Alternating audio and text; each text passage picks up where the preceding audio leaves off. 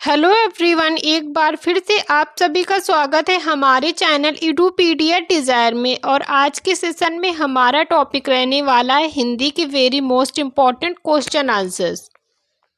First question है, निम्न में से हिंदी प्रदीप के संपादक कौन थे? करेक्ट ऑप्शन ए बाल कृष्ण भट्ट जी। हिंदी प्रदीप के संपादक थे बालकृष्ण भट्ट जी। नेक्स्ट क्वेश्चन है, सरस्वती पत्रिका के यशस्वी संपादक कौन थे? करेक्ट ऑप्शन है बी महावीर प्रसाद द्विवेदी। सरस्वती पत्रिका के संपादक थे महावीर प्रसाद द्विवेदी जी। सही उत्तर है इस प्रश्न का ऑप्शन बी। निम्न में से कल्याण किस प्रकार की पत्रिका है? फ्रेंड्स, आपको बताना है कि कल्याण किस प्रकार की पत्रिका है। करेक्ट ऑप्शन है बी धार्मिक।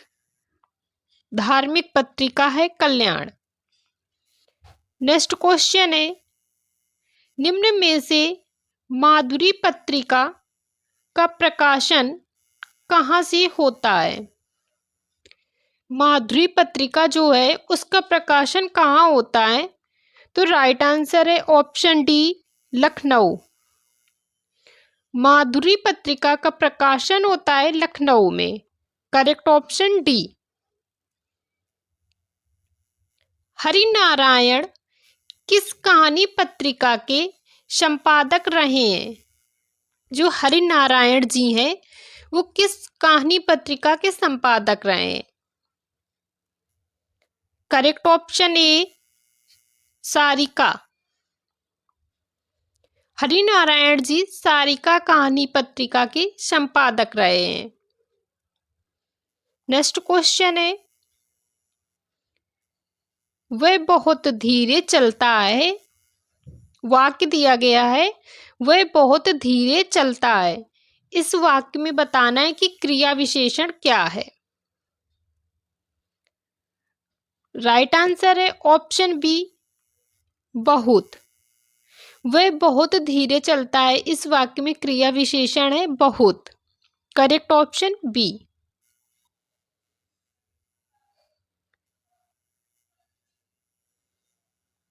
वाक्य दिया गया है आपको, यह घोड़ा अच्छा है। इस वाक्य में यह जो है तो ये क्या है बताना है।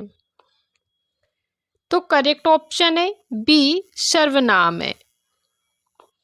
ये घोड़ा अच्छा है, इस वाक्य में जो यह है ये क्या है तो ये सर्वनाम है।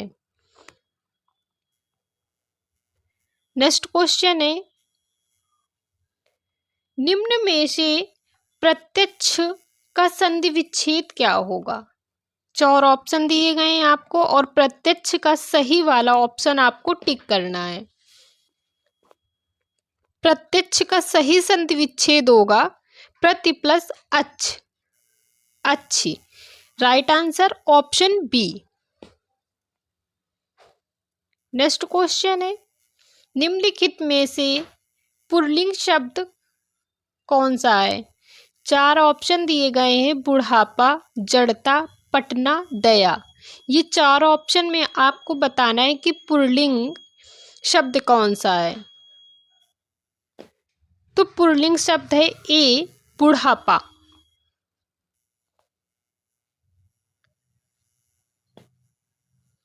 हिंदी के शब्दों का लिंग निर्धारण किसके आधार पर होता है?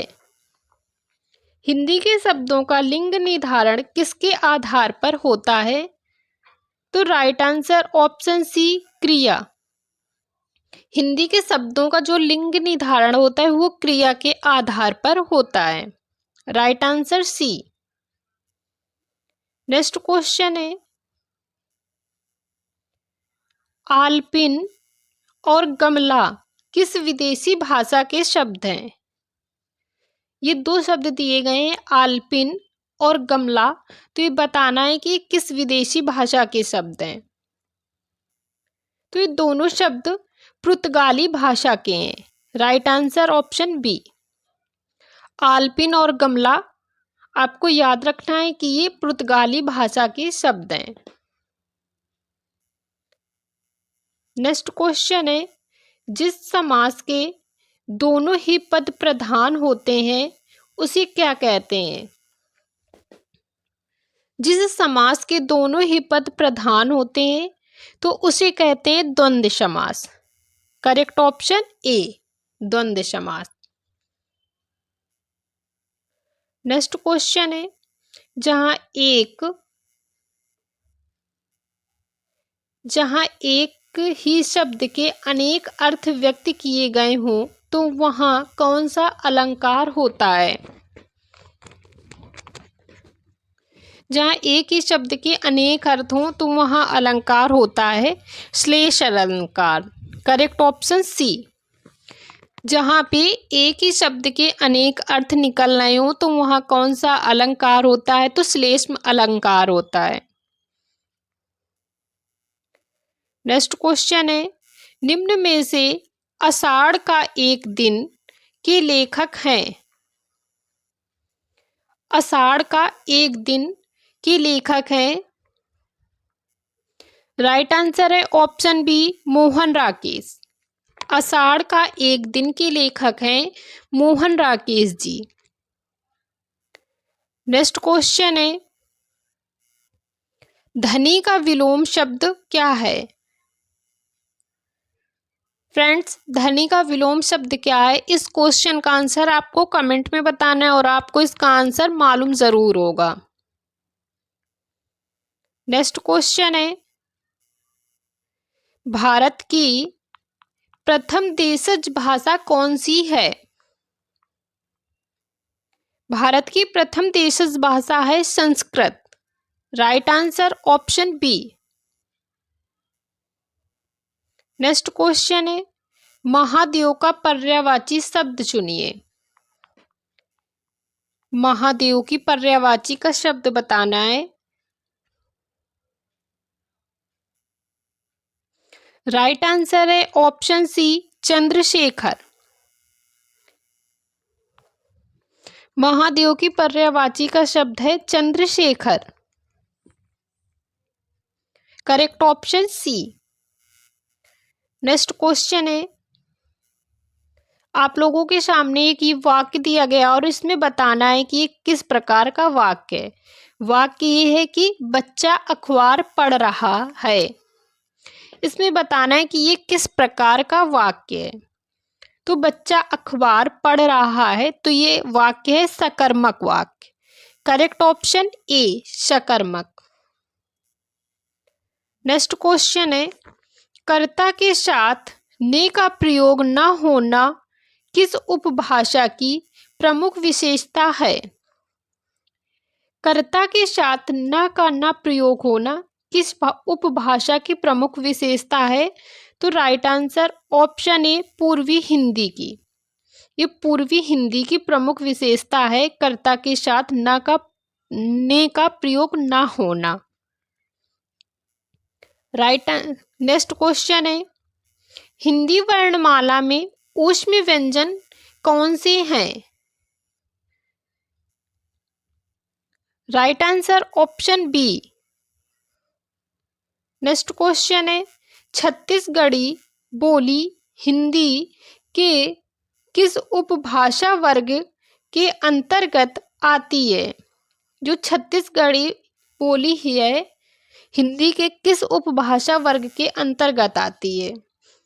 राइट आंसर है ऑप्शन बी, पूर्वी हिंदी।